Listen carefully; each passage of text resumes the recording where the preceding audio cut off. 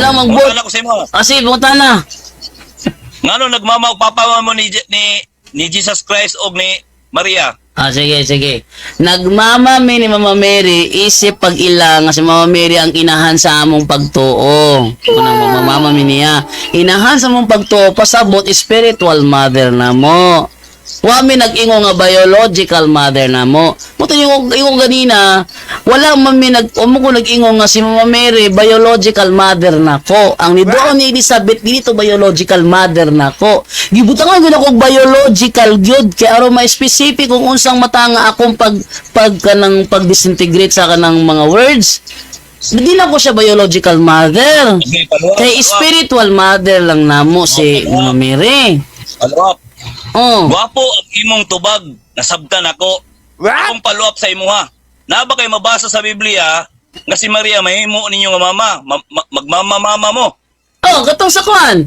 Katong dito sa cross. Ngayon siya si Kristo sa cross kang Juan. Anak, ania ang imong inahan. Yan sa Mama Mary. Babae, ania ang imong anak. Timan nga si Juan nga Apostle Juan, si Apostle John. Oh, Bro, excuse me bro, akong pangutana. Minus ang pangutana. Biblia man to. Mabasa sa Biblia nga ningon si Maria nga magmama mo sa yaha. Mo dito. Mo kini ang imong inahan. Imong inahan. Ito, sa taon sa imong inahan, di ba mama? Dili ba akong pangutana ba kamo? Dili si Jesus Christ, dili Ay. mga apostolis. Kamo nga Si Juan Adto siya ang representante sa iglesia atong panahon na, kay apostle man siya. Enia ang imong inahan. Mao nang ngingon me. Bro, dili siya lagi. Mao nang ngingon me, bro. Amo na pagtulon-an ha. Mo nang mingon me nga among ina sa Mama Mary kay Jendo, excuse me ba? Ako lang klaro ba? Akong pangutana naka-refer sa inyo ha, dili sa mga apostolis o sa uban nga mga tao. ay pasensya ka bro. Kauban mi ni Apostol 1 bro. Actually sa amo ang nagilubong si Apostol 1 dili sa inyo ha. Nanapoy claim sa uban. Okay. Oh, kauban gyud na mo na bro. Kauban gyud na mo na bro kay ang tinun-an ni Apostol Juan nga si Bishop Ignatius, bispo sa Katoliko. Si Apostol Juan mismo gilubong simbahan Katoliko. Wagi apostol na lubong sa simbahan ninyo. Okay, balik na ko sa pangutana. Kaya parang maklaro gyud ba? Na ba kay mabasa nga kamo gisugo nga magmama ni Mary? Na lagi. Asa man? Pinaagi ni Apostol Juan giingnan siya ni Kristo ania ang imong inahan. Oh. Bro, usbo na ko bro, kamo ba? Kauban lagi ni Apostol Juan kay sa amo siya gilubong. Taka ra mo ginig pasabot ni. O yan, ma-prove na ko be. Asa gilubong sa Apostol 1. Sige ha, tapay taon na. Saan nakahimlay si Apostol 1? Dili na ko ana, dili na. Saan nakahimlay Mo man unod. si Apostol? Usay wala unod, ebidensya na. Wala na sa inyo ha. Paminaw. Nagpapa mo ni Jesus asa mabasa nga gisugo mo Saan nakahimlay si Apostol Juan? Okay. Tumagas ani ba? Ito. Si Apostol 1, si Apostol 1 nakilala rin bilang San Juan na Ebanghelista ay pinaniniwalaang nakahimlay sa Basilica of St. John na matatag Usay pulos. Walay pulos para nimo kay dili man sa inyo hagilubong. Mo nang kung mo-claim nga kauban na mo na bro. Kami gyud ang molobong kay pamilya man amo na lisod pod. Bro, wala problema na bro. Molobong ba mo di ninyo pamilya? Patay nisilingan na matay. Di nimo iunsa. Musugod ba ka nga ikaw ang molobong ana? Bro, claim ra niyo na bro. Say claim. Kung claim na mo, nganong sa mo aman gilubong? Kung claim ra man din na ana mo. Yung bagay na ninyo. Palang Sige, sige. Kaning Basilica of St. John, iya ni sa Katoliko o iya ni sa SDA? Ayun ko wala. Naipit na, ana. Kanang na nga mga linya, kanang nga mga linya. Mo ni timaan, nga naipit na si Rosales. Minaw. Balik mo na ko ha. Si Apostol Juan gilubong sa Basilica of St. John. Ang pangutana, kanang Basilica of St. John, iya sa Katoliko na o iya sa SDA? Kastilan ni mo, layo no kastinood. Ayun. Muni timangan na ipit na. Muni timangan na ipit na. Tubaga bro. Kaya ingon man gud ka nga nag-claim rami nga kauban namo. Ingon man ka nag-claim rami nga kauban namo. Kay nag-claim raman ka kami. Kaning Basilica of St. John. Kaning Basilica of St. John nga gilubong si Apostol Juan. Iya sa Katoliko ni o iya sa SDA ni? Asa mabasa sa Biblia? Bro, wala sa Biblia mabasa nga namatay si Juan. Sa Biblia. Ano sa Biblia man ka nga dugay lang nahuman ang Biblia sa namatay si Apostol Juan. Alam mo, ako pumunta na, tumaga ba? Na ba na mabasa sa Biblia? Wala. Kana naman ang pumunta na. Illogical lang pangutana bro. Nga naman, human nagsulat ang Bible, buhi pa si Apostol Juan. Sige. Illogical kayo, perti ka illogical. Okay. Walang, mo nang... Di, gilubong sa inyo ha. Kaya, ingon nga bro, claim ra na nako. Claim lagi na lagi. Okay, claim raman kahanan nako. Makay-claim man kahanan nako. Gusto ko tubago ni mo ang pangutana kay claim raman kahanan nako. Tubaga ang pangutana. Kaning Basilica of St. John nga gilubngan ni Apostol Juan, iya sa SDA na o iya sa Katoliko? Kadali lang ba kayo? Wala po makukunaman sa pangutana. Pangutana magugang. Ikaw may nag-ingon. Bro, ikaw may nag-ingon nga claim ra na namo. Ikaw gaingon. Di naman inon pangutana ino, di naman mutubag sa pangutana. Naipit na ka, di na ka mutubag. Di naman kay claim ang god. Ingon gud ka nga claim ra mi ana. Bagali. Ano na lang bro? Aron dili ko musumbalik og pangutana nimo, ha? Ano mo sabihan nimo? Ayaw komentaryo ang tubag nako. Okay ka? Ayaw po siguro pagpangutana no, kay di man pangnahon si mas pagpangutana. Nangutan mo balik ko mangutana ka. Mao gani. Kay di makagusto nga pangutan-on ta ka, ay nalang komentaryo akong tubag. Mangutana ka, mutubag ko. Ang pangutana nimo bro. Pero kailangan lang na itubaga sa pangutana. Bro, gusto ko ba lalaki sa lalaki ba? Mani ha? Ikaw gusto binayot ha? Kung gusto akong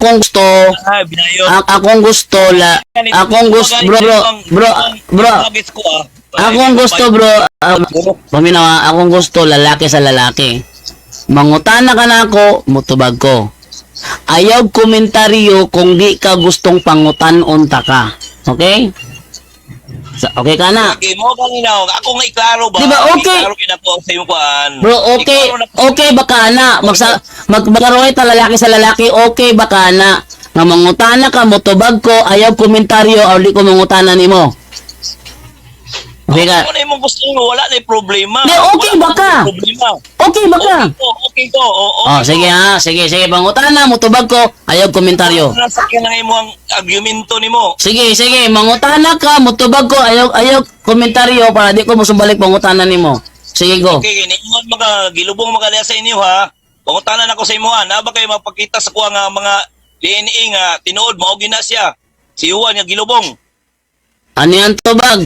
Illogical gihapon ng pangutana. Kasi ang gilubong sa tulungan, wala uso ang DNA testing. Okay, so Bebe. Atong ano be? Kailan na imbento? Asa? Kanto ang DNA testing. Wala na imbento ang DNA testing. May di ka mo palusot ba? Atong kuhaon, di na palusot. Oy, ikaw may pangutana nga walay klaro. Ako na bitaw. Ayaw komentaryo. So, kung pangutanong ka, ang DNA testing o mas kilala bilang DNA profiling o DNA fingerprinting ay unang naimbento noong 1984. Bosa, illogical, ang tingin mo sa nga nakuhaan bag DNA. Kay 1984 pa naimbento ang DNA, namatay si Apostol Juan, wala pa 1984. Next question. Okay. Sumala sa imong referensya diha gilubong sa inyo. Mabasa ba na sa Biblia? Dili. Illogical lagi bro. Kay nahuman og sulat ang Biblia, buhi pa si Apostol Juan. Nahuman og sulat ang Biblia, buhi pa si Apostol Juan. Pagkamatay niya, wala na nagsulat sa Bible ito. Dungagan yung Bible nga wala may nagsulat. Ano illogical yung pangutana? Pero illogical kayo. Nahuman ang Bible, buhi pa si Apostol Juan. Buhi pa. O niya, pagkamatay niya, imong sulat sa Bible. Binuang mo ng pangutana ha. Ang pangutana, lami nga pangutana nga kanang knowledgeable ba? Ipakita sa kuha ba nga utukan ka. Utukan ka ha? Pakita sa kuha, utukan ka. Unsang tuiga nga namatay si Juan? Okay. Anong taon namatay si Apostol Juan? Tatanong dire. Anong taon namatay si Apostol Juan? Sige. Sige. Sige, kala gwapo na. Sige ha. Tani. Oh, si Apostol Juan namatay taong AD 100 sa panahon ng paghahari ni Emperador Trajan. Okay. Tutok. Kinsay naglubong kang Juan? Kinsay naglubong kang Juan? Natural ang naglubong kang Juan ang mga nagmahal nila nga membro. Kaya mga nagmahal nga membro gilang sugot ilang magsangyaw lain ng mulubong. Wala ko tungutana ro kinsa bro. Wala ko nag-explain ka kinsa na mahal. Kinsa tumutukoy sa mga tao. Dili na mga tao. Mga tao, yung bitaw ko. Oh, mga tao. Oh, tumutukoy sa mga tao. Oh, tumutukoy sa mga tao ha. Uy, kinsa bo, kinsa. Mga tao imong gingon. Mga tao. Kinsa ang naglubong kang Juan? Kinsa Dili kinsa. Dili kinsa. Unsa di ay? Kaya magkakarog kinsa, imong pagsabot ang usara man. Dili. Oh, inala Sakto ba? Imong pagsabot sa kinsa usara? O pwede daghan? as long as na kay mahatag. Oh, sige. Ingon makaganina, mga tao. Ingon ganina ha, mga tao. Ang naglubong niya nga mga tao, membro sa iglesia. Oh, ngon na ko tubag. Bro ba? Kinsa ang naglubong kang Juan? Ibig sabihin, maghatag ka og pangalan sa tao. Dipiti Dili pwede nga usara ka tao ang ngalan ihatag. Kay maskin imong lolo, namatay imong lolo, dili usa ka tawo ang naglubong. Dipiti lagi. Bro. Ang mga tao. Bro, illogical gihapon. Nga naman, sa namatay ang imong lolo, dili usa ra ka tawo ang naglubong. Bro, paginaw ba, kinsa nga mga tao ang naglubong? Oh, aniya. Ay, naku. Aniya, ang mga tawo nga naglubong ang Apostol Juan, ang mga nagmahal nila nga membro. Ay, naku, layo. Bro, kasabot ka sa words ka kinsa? Yes, bro, nakasabot yun ko, bro. Sa pangalan ng tao. Dili na mao.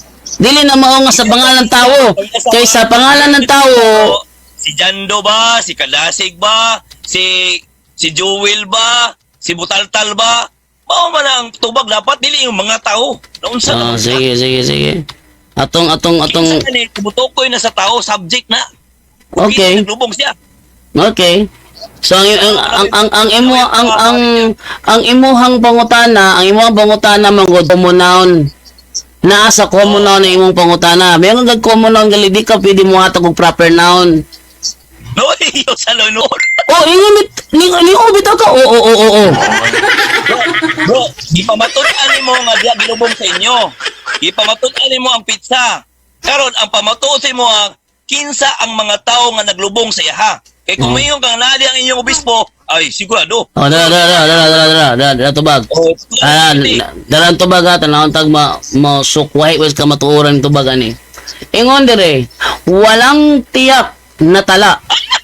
Walang tiyak na tala kung sinong mga kaanib sa Kristyanismo ang naglibing sa kanya. Oh, klaro ha? Walang tiyak na tala. Oh, Paminaw ha?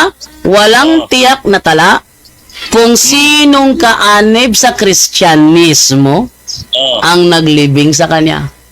Sa ato pa, ang naglibing sa kanya, mga kaanib sa Kristyanismo. Isakto ang giingon nako nga ang naglubong niya, di, paminaw sa, nagtubag man ko. Isakto akong tubag nga ang naglubong niya ang mga nagmahal niya nga membro.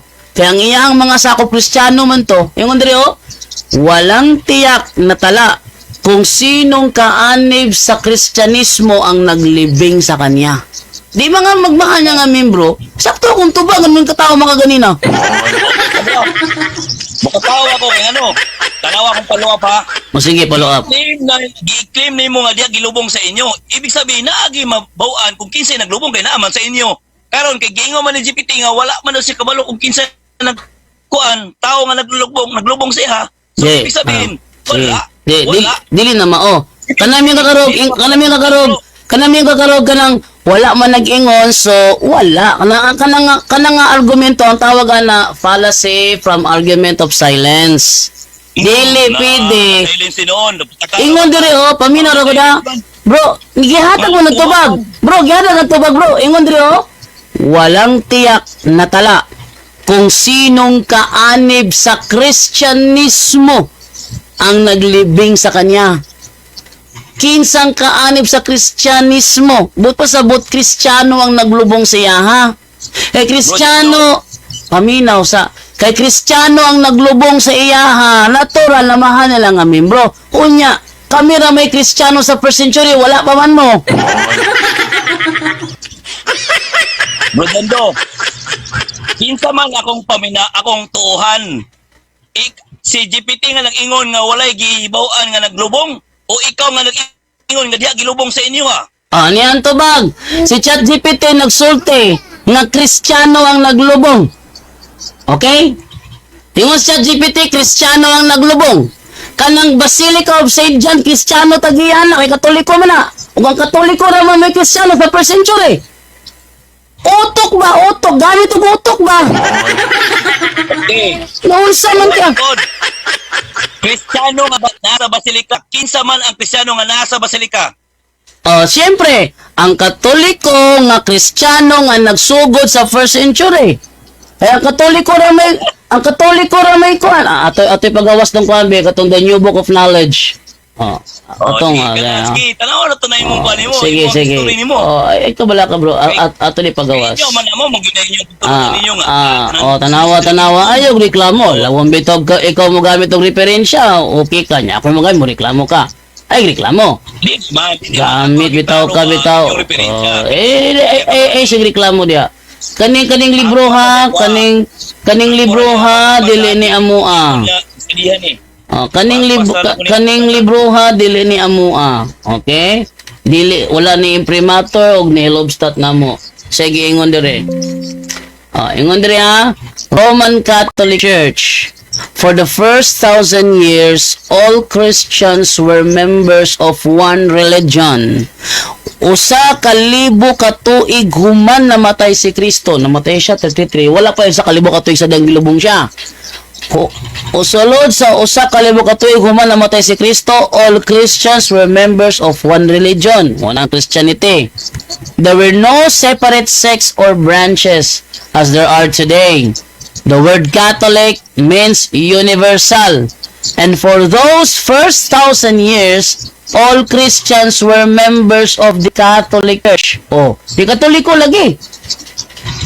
Bro, dyan daw akong pangutana ba, kinsa lagi nang diha nga mga na membro anang mga ingon nimo Catholic Church dira? Taka-taka ra ba jud kag tubag ba? Di wa mo ko kapataka-taka og tubag, bro. Ang giingon dire, ang giingon ni ChatGPT, walay tala sa mga specific nga ngalan sa mga membro sa Kristiyano nga mao ang Katoliko ang naglubong sa iyaha. Bro, gi-claim man gud ninyo bro nga nasi yung gilubong. Ibig sabihin, naginay pangalan, imposible kay gilubong siya nga way mga tao dito. Ikaw makahingala ka sa galubong sa mulolo. Hinganli ko na be. Be, makahingalan ba ka be? Makahingalan ba ka sa mga naglubong sa mong lolo? Di na mao. Ano?